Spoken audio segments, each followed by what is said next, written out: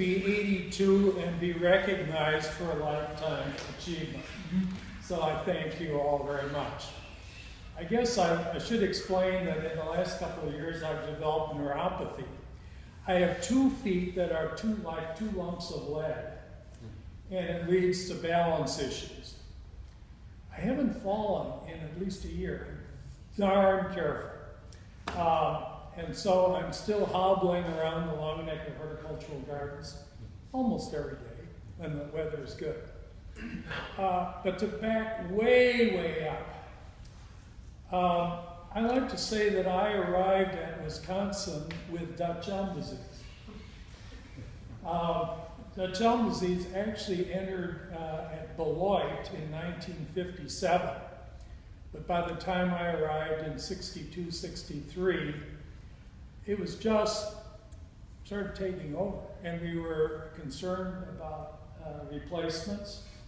And there were very few urban forestry kind of organizations. And so in the early days, a number of us in Extension held what were called shade tree conferences. I think we had 3 in a row.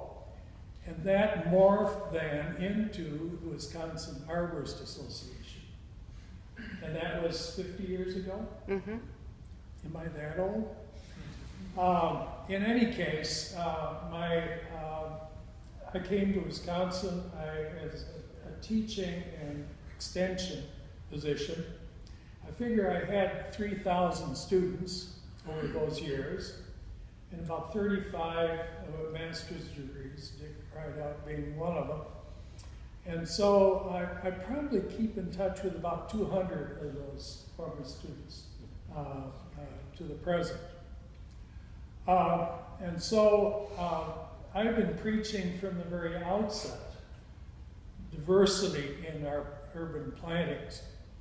And we didn't learn that well enough, because now we're faced with another issue. Will it be maples or oaks next? Who knows?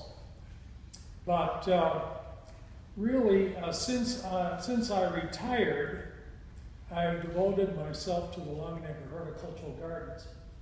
I have not been active in Wisconsin Arborist Association because about 17 years ago, Laura Jell arrived, and I did everything I could to avoid competing in any way with her.